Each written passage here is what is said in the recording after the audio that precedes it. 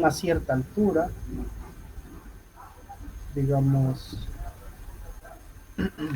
está hasta aquí, hasta el ras, ¿sí? Y decíamos que si está llena con mercurio la cubeta, entonces esa columna tiene una altura de ¿cuánto?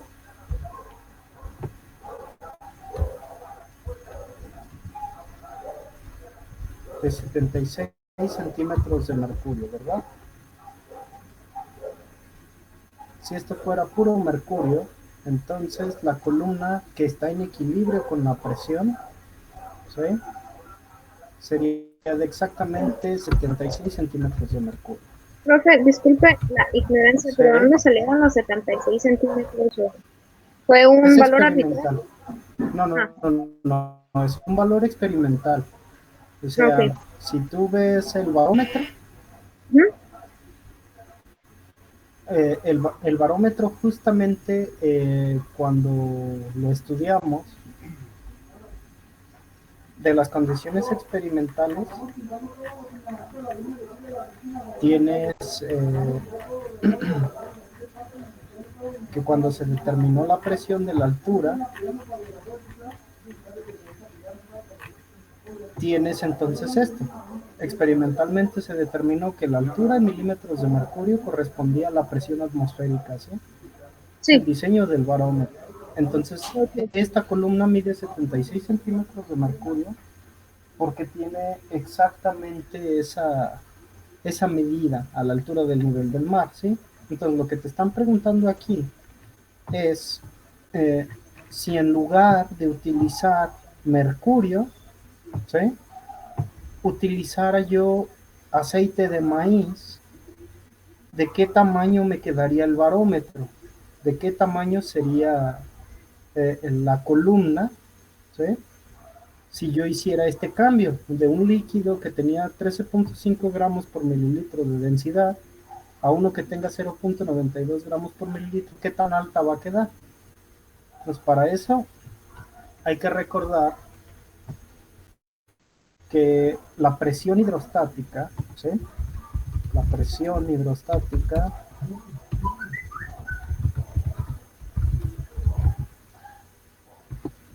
la vamos a simbolizar con P, nada más. Va a ser igual a la densidad, en este caso, digamos, ρ, en griego.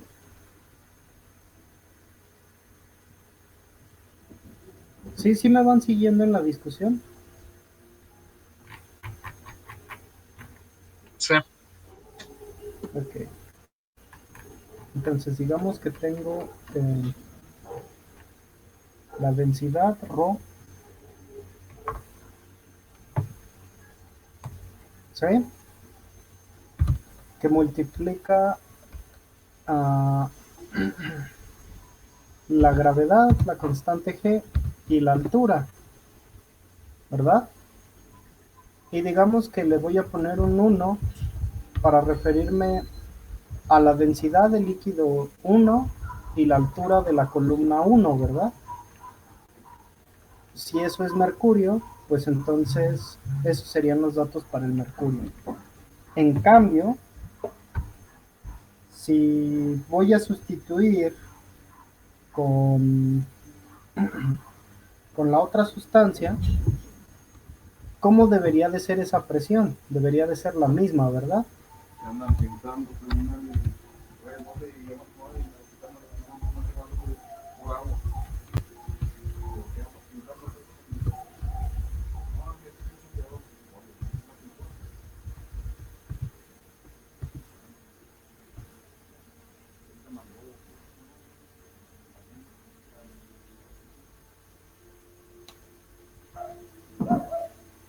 ¿Sí?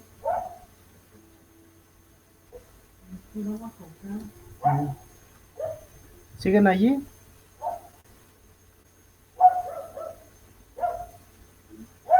Hola.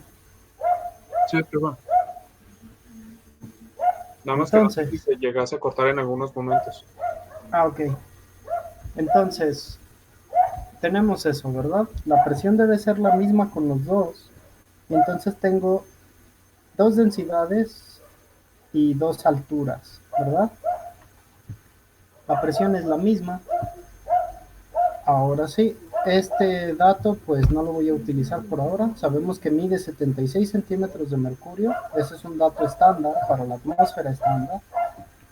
Y entonces los datos que sí me dieron son las dos densidades, ¿verdad? Voy a tomar esas densidades, las voy a anotar por aquí. Ahí están.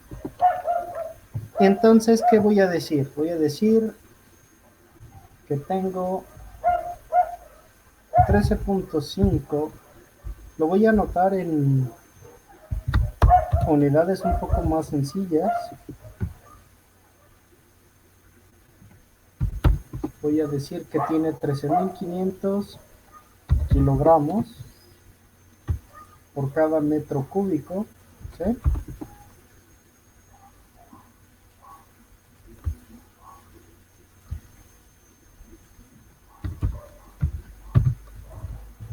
Por cada metro cúbico.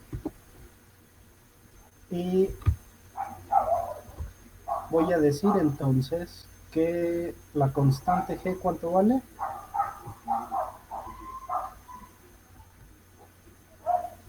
No importa, no importa, vamos a ver por qué no importa. Ok, ¿qué me interesa saber a mí? ¿Cuánto va a medir la columna de líquido si la cambio porque sea aceite de maíz, ¿verdad? Entonces, ¿qué es lo que necesito hacer? Despejar la nueva altura de la columna. Si yo hago eso, entonces, ¿cómo me va a quedar? Voy a decir que la altura número 2 va a ser todo el mismo procedimiento, pero dividido por la densidad 2 y la gravedad, que es una constante. Como la gravedad es una constante, si yo la multiplico y la divido al mismo tiempo, ¿qué me va a resultar? Un 1, entonces cancelo las dos gravedades, ¿verdad? ¿Y qué es lo que tengo? Tengo esa relación, donde todo esto va a ser igual a la altura 2, ¿verdad? Así es que la relación de las dos densidades multiplicada por la altura me tendría que dar la nueva altura que esperaría por cambiar el líquido, ¿verdad? Entonces vamos a hacerlo. La altura 2 sería igual a ¿qué? Primero la relación de las densidades. La densidad 1 sería la del mercurio. ¿De cuánto? 13.5 gramos por mililitro.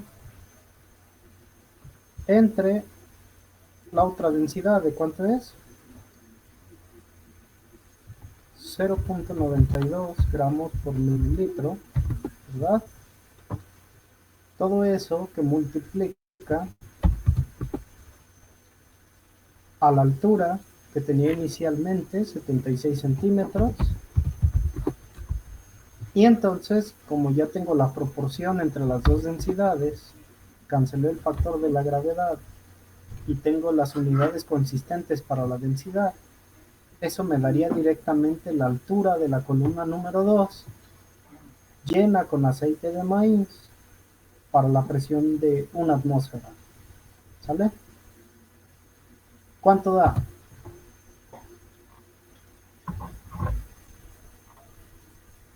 $1,115.21. Ok. 1115.22, ¿no? Sí, se me olvidó. Centímetros. Y entonces, eso en metros, ¿cuánto es?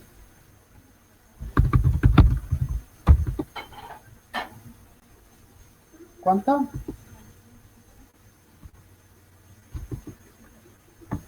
Sí está bien, ¿verdad? Por cada 100 centímetros hay un metro. Entonces, 11.15 metros es la respuesta. 11.15 metros mediría la columna si fuera de aceite. ¿Sale? De aceite con esa densidad. ¿Queda claro? Sí, gracias, profe. Entonces, eso viene de, recuérdalo, de la fórmula de la presión hidrostática, ¿sí? Presión hidrostática, la discutimos al inicio de la unidad de líquidos y gases. Probablemente les pasé el apunte, si no les pasé el apunte, bueno, ahorita lo pasamos ahí. Voy a alinear esto para que quede como decente. Ahí está. Presión hidrostática, bueno, digamos que esto está lleno de mercurio. Hg líquido. Y se va a reemplazar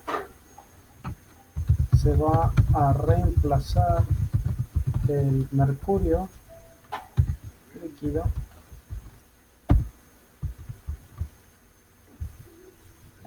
ya se traba.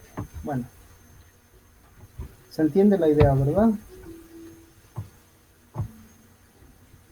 Ok, dudas, otras dudas.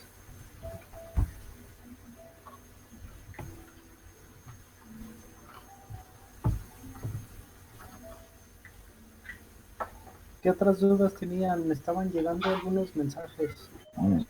Hay algunas preguntas de cambios de fase y calores involucrados.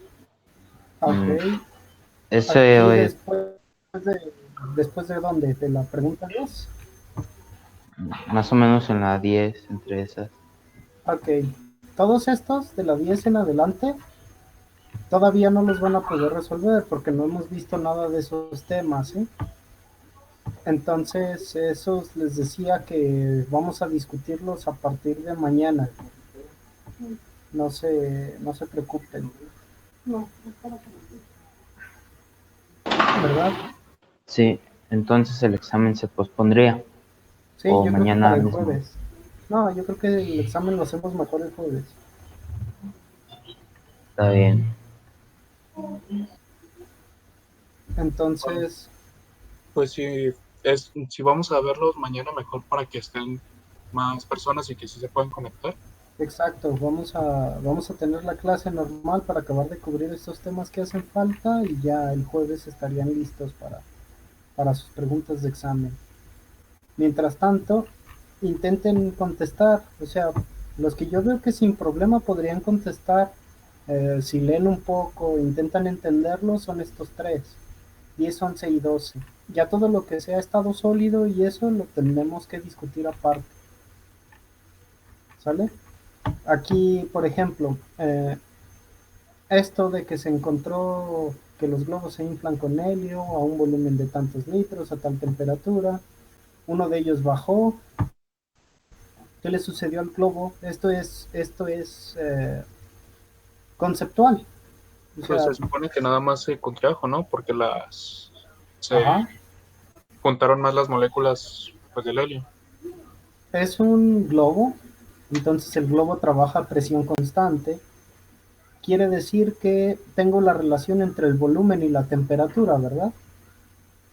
¿Cómo es la relación de volumen y temperatura? ¿Directa o inversa?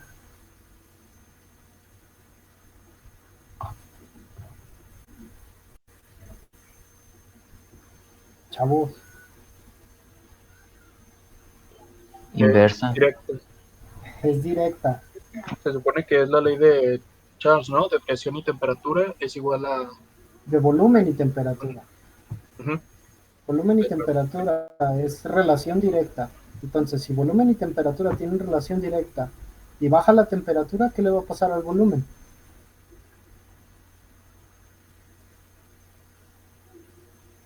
De igual forma va a bajar.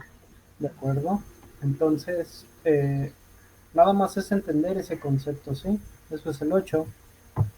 En el 9 tenemos una reacción química llevada a cabo por la presión, ¿sí? se está siguiendo a través de la presión. Imagínense que tienen amoníaco, lo calientan y entonces se comienza a desprender nitrógeno e hidrógeno gaseoso del calentamiento del amoníaco.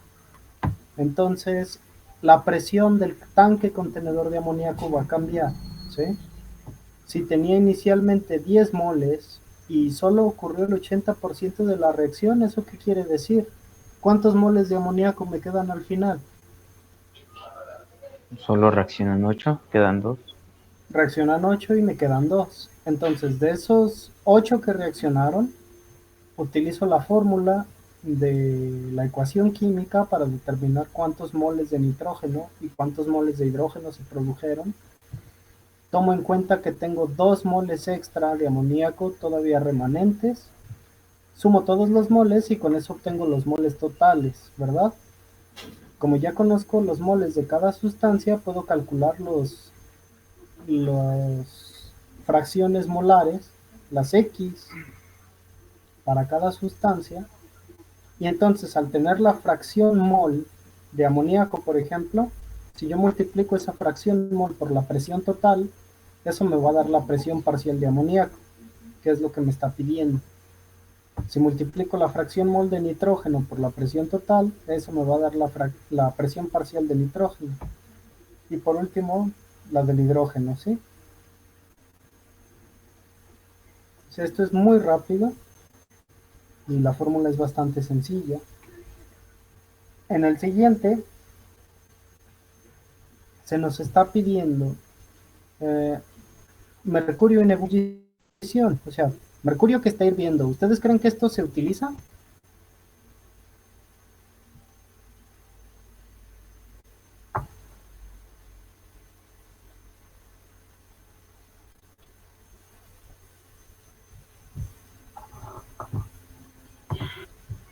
Pues no creo que tenga un uso muy frecuente. No es muy frecuente, pero sí se utiliza. ¿Para qué? Para obtener un vacío muy alto. Véanlo. Decíamos que una columna de mercurio de 76 centímetros nos va a dar una presión equivalente a una atmósfera. Entonces, si yo logro desplazar el volumen de mercurio en una columna, en un sistema de émbolo y pistón, haciendo succión en una cantidad suficientemente alta, ¿verdad? La ebullición del mercurio va a ocasionar que la temperatura baje, porque ¿a qué temperatura hierve el mercurio? Hay que ser curiosos y hay que revisarlo. Temperatura de ebullición del mercurio.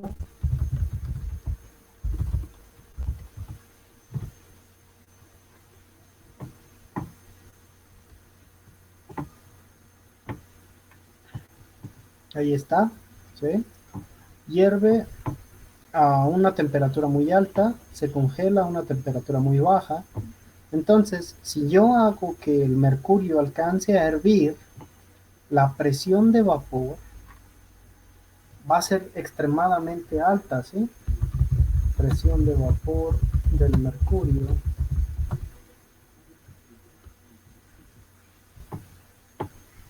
Note que su presión de vapor a la temperatura ambiente es bajísima, ¿sí? Entonces, cuando está hirviendo, la presión de vapor se iguala a la presión atmosférica y toda esa diferencia de presión entre la presión atmosférica cuando el mercurio hierve y la presión que tiene en el estado a 25 grados centígrados es la presión de vacío que yo puedo alcanzar si el arreglo mecánico que tengo es inverso, ¿sí? Entonces, por eso se utiliza para obtener muy bajas presiones, pero los vapores son altamente tóxicos. Entonces, me están dando el punto de ebullición, ¿sí? ¿Cuánto calor necesito para evaporar un mol de mercurio? Y me preguntan, ¿cuál es la presión de vapor del mercurio a 30 grados centígrados? ¿Sí? Entonces, ¿eso cómo lo voy a calcular? Hay una ecuación que se supone que la vamos a estudiar mañana, que se llama ecuación de Clausius Clapeyron,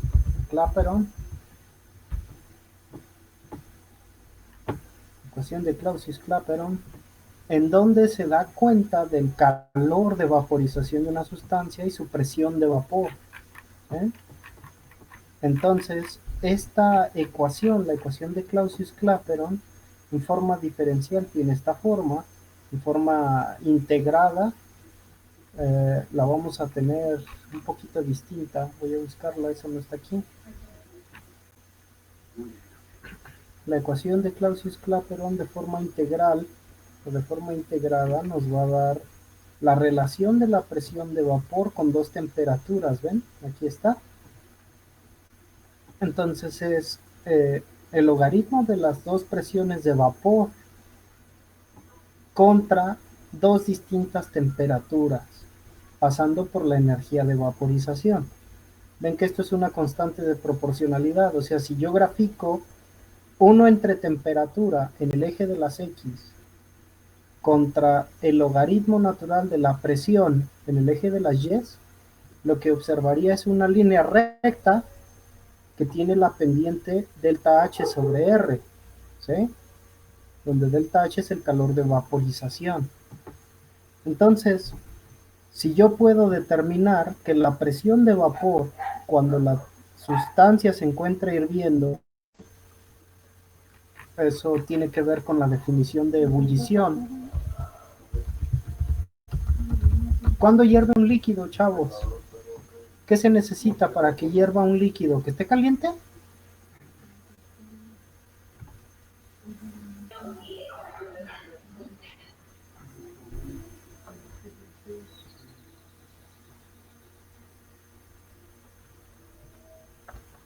Les pregunto, ¿qué se necesita para que un líquido esté hirviendo?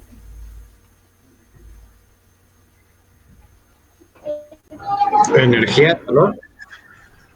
¿Energía, calor? No.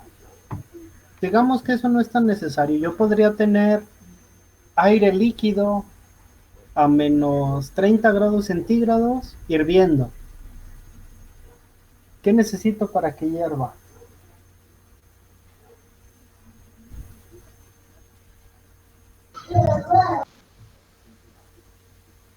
Una reacción. No, no hay reacción química, es un cambio físico.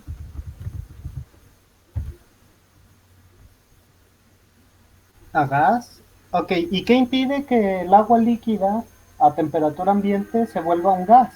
¿Qué es lo que lo impide? ¿Cuál es la fuerza de resistencia?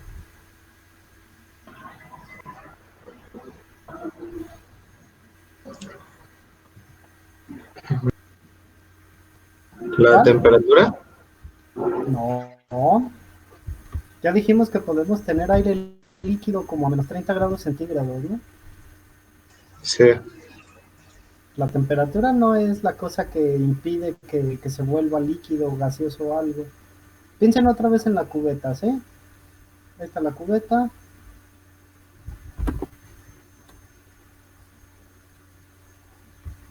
¿Qué fuerzas están actuando sobre la superficie del líquido? ¿Qué fuerza? Imagínense que esto es una molécula de líquido, de pronto llega una fuerza, ¡pum!, la bota, se vuelve gas. Ejerce una fuerza y se vuelve gas.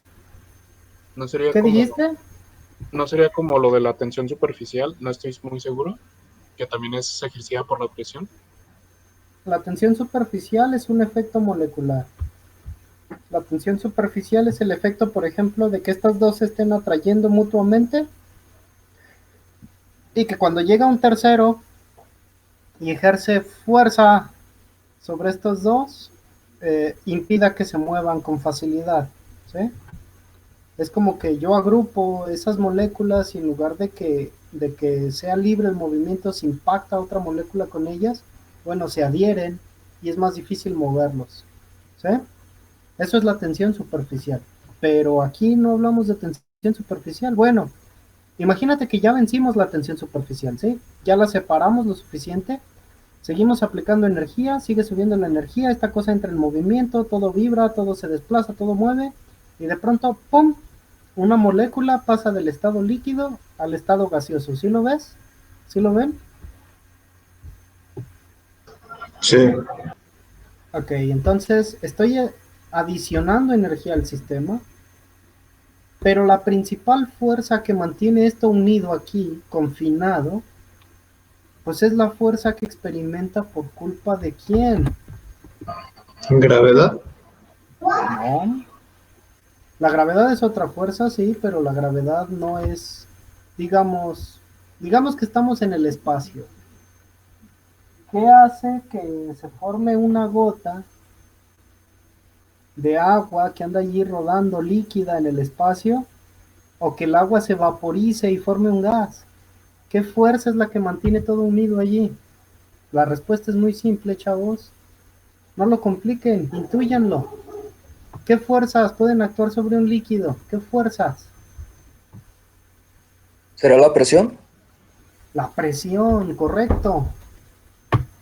Entonces, si yo venzo la presión atmosférica con la energía que le proporciono al líquido, ¿qué le va a pasar? Va a hervir, ¿sí? Y si hierve, ¿qué ocurre? Cambia de fase, ¿sí? Se vuelve gas.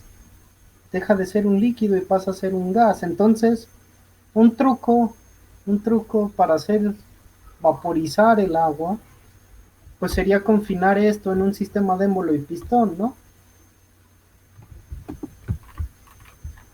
Si yo hago el sistema de émbolo y pistón lo suficientemente grande,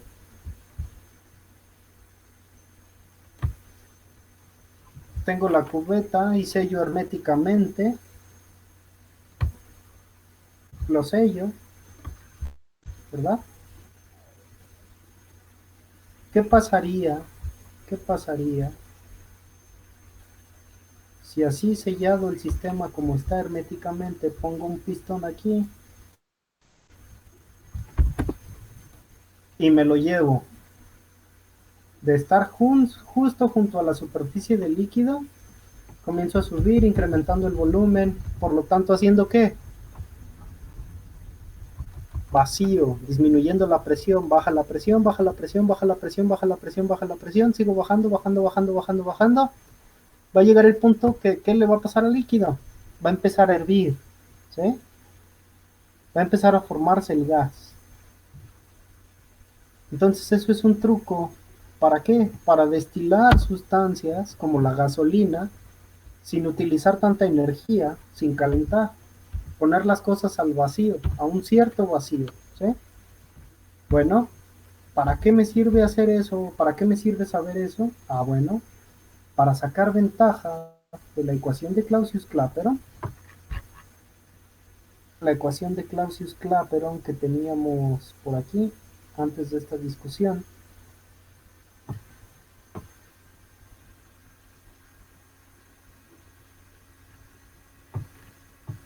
¿Sí? Y entonces, si yo conozco a qué temperatura hierve un líquido a la presión atmosférica de una atmósfera, voy a poder determinar la presión que alcanza cuando yo tengo ese líquido en otra temperatura, ¿verdad? Y entonces, cuando confino un líquido en equilibrio, su líquido y su vapor, esta ecuación me va a decir qué presión interna al recipiente, qué presión manométrica va a marcar, dependiendo de la cantidad volatilizada de ese líquido en el recipiente. Hemos oído hablar de líquidos volátiles, líquidos no volátiles, ¿verdad? Entonces, ¿cómo creerían ustedes que es la presión de vapor de una sustancia volátil? ¿Baja o alta?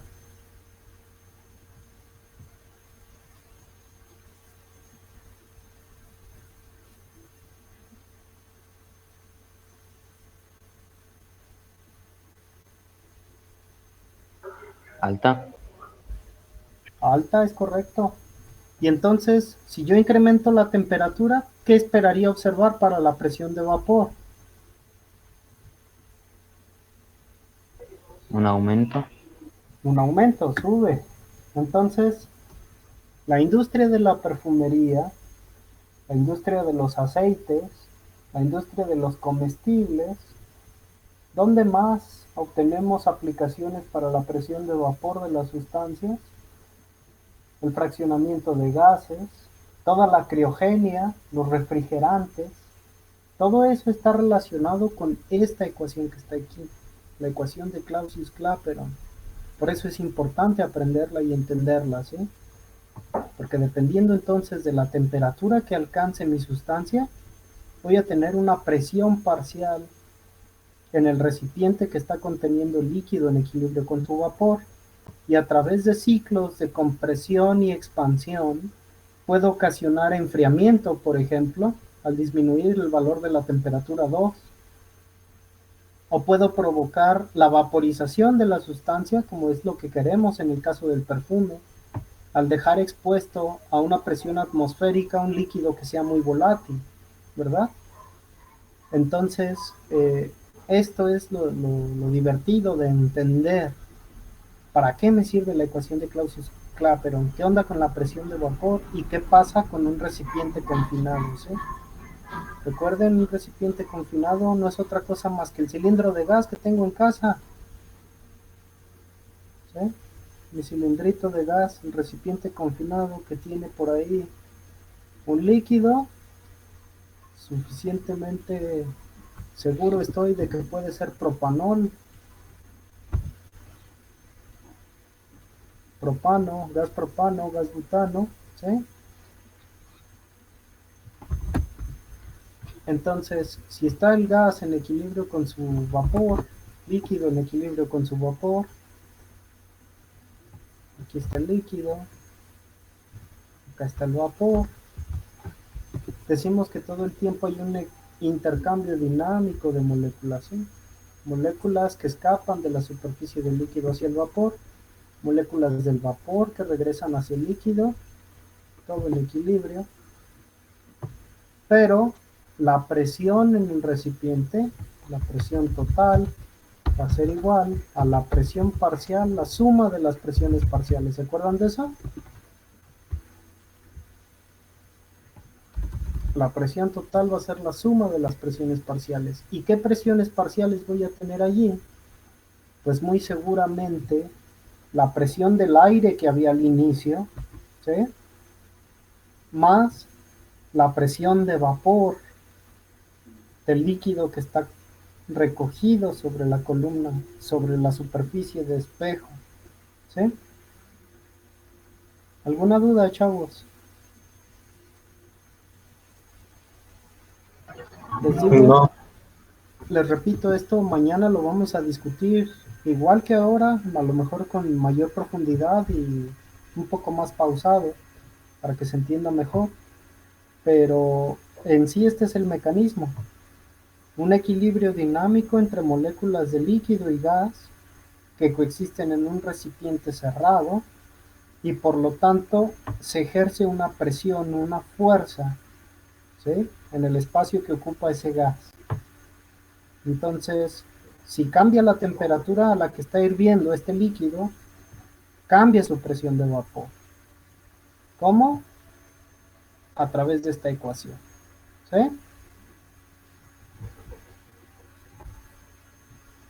Bueno, chavos, entonces los dejo para que continúen con su tarea. Recuerden, me pueden encontrar en el chat, voy a estar conectado aquí, a lo mejor voy a estar un poco distraído porque voy a estar resolviendo dudas de otra clase que doy, pero pueden contactarme sin ningún problema, ¿sale? Si tengo algo de tiempo les contesto vía el WhatsApp, si no, pues por aquí en el Hangouts, en el chat, ¿sale? Sale, profe. Gracias. Cuídense, chavos, gusto en saludarlos, buena tarde. Gracias, profe. Bye. Igualmente, hasta luego. es